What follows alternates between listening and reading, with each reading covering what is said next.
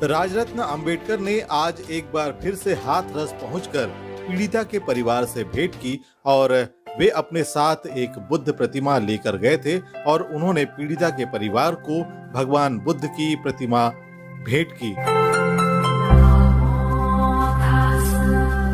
बताया जा रहा है कि पीड़िता का परिवार अब हिंदू धर्म त्याग कर बुद्ध धर्म को ग्रहण करने वाला है।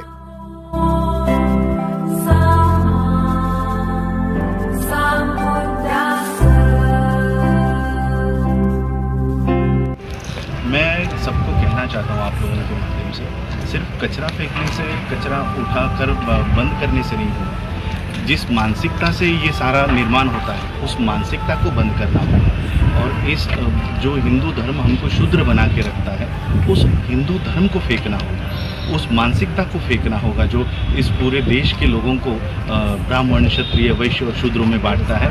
ऐसे सिस्टम को नकारना होगा जो बाबा साहब ने नकारा और इसलिए बाबा साहब ने हमको ये मार्ग दिया। उस मार्ग पे हम इस परिवार को लेकर चलना चाहते हैं।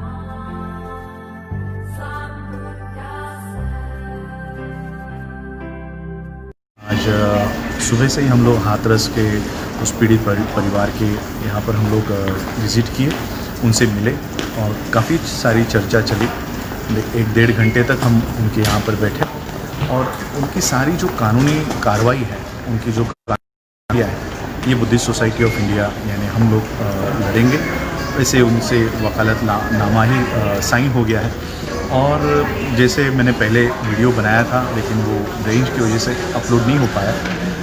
वहाँ के पत्रकारों का कहना है कि बलात्कार तो हुआ ही नहीं है और आप कैसे साबित कर पाओगे कि बलात्कार हुआ है। फॉरेंसिक रिपोर्ट आ गई है, मेडिकल रिपोर्ट आ गई है। तो मैं आपके माध्यम से सभी लोगों को बताना चाहता हूँ, योगी और मोदी को भी बताना चाहता हूँ कि ये जो काल्पनिक देवी देवता है 33 करोड़ की संख्या बताते हो, ये खुद भी नीचे आ गए ना तो भी बलात्कार नहीं हुआ है ऐसा साबित नहीं कर सकते थे। और इसलिए क्योंकि हमारे पास सबसे बड़ा प्रूफ है और वो है पीड़िता का डाइंग डिक्लेरेशन।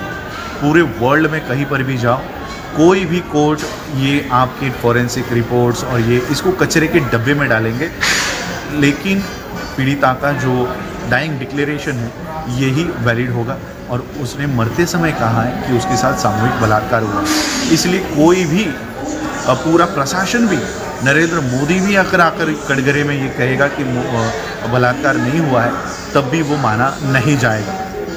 दूसरी एक बात मैं आपको बता देना चाहता हूँ जो वहाँ पर भी मैंने कही, पत्रकारों को कही, कि 1 महीने के अंदर डीएम से लेकर पुलिस ऑफिसर्स से लेकर जिन्होंने ये एफआईआर लिखी है और जिन्होंने फॉरेंसिक रिपोर्ट बनाई है, जिन्होंने मेडिकल रिपोर्ट बनाई है, इनको 1 महीने के अंदर हम जेल में डाल रहे हैं, जेल में डालेंगे।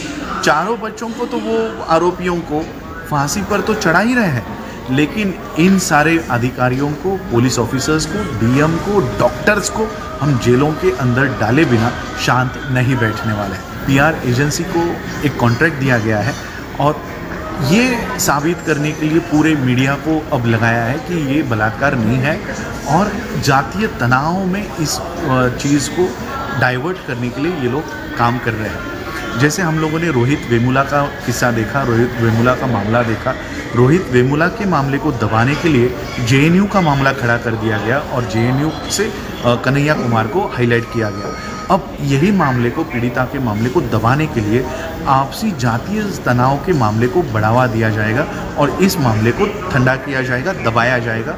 और फिर कल तक जो न्याय मांग रहे थे वो चमार वर्सेस ठाकुर, वाल्मीकि वर्सेस ठाकुर, ऐसे जाति तनाव में इसको डाइवर्ट करने के ऊपर तुले हुए हैं। इसके लिए इनके कॉन्ट्रैक्ट साइन हुए हैं, इनको बड़े बड़े अमाउंट्स मिले हुए हैं। और इसलिए मैं आपसे विनती करना चाहता हूँ, किसको धक्का मारा, किसके ऊपर शाई फेंकी, किसका मुंह काला किया, किसको गिराया गया, हमारे लिए ये कोई मुद्दे मायने नहीं रखते।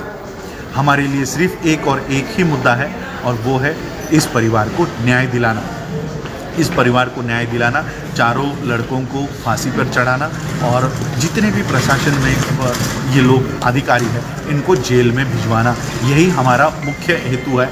किसको धक्का दिया और किसके ऊपर शाई फेंकी हमारे लिए ये कोई मैटर नहीं करता।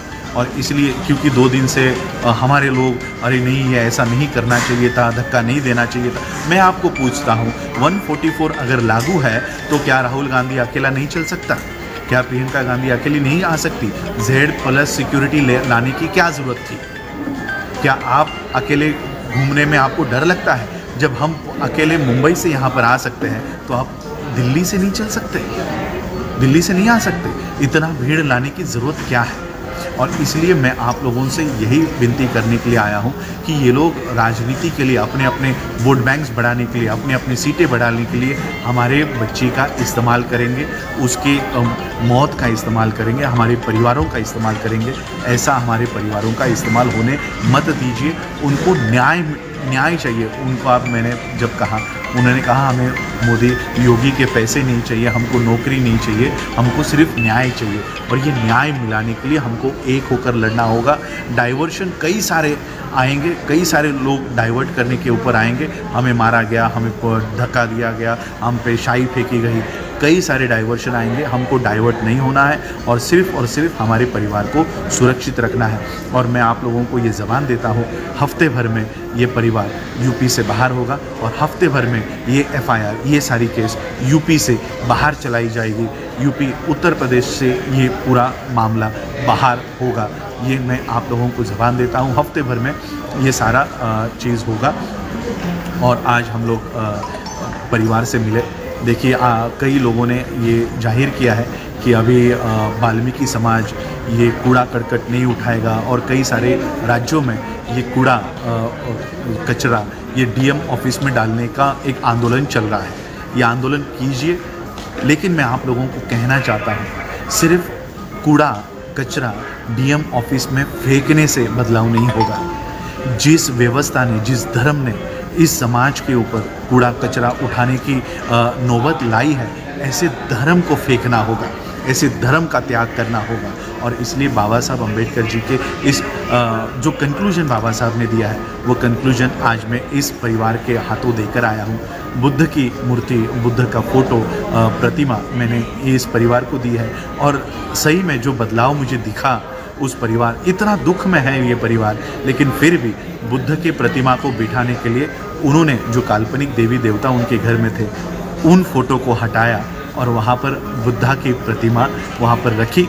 अब मैं उस परिवार को जल्दी ही 14 अक्टूबर को अब देखने मिलेगा कि ये परिवार बुद्ध की ओर जाएगा।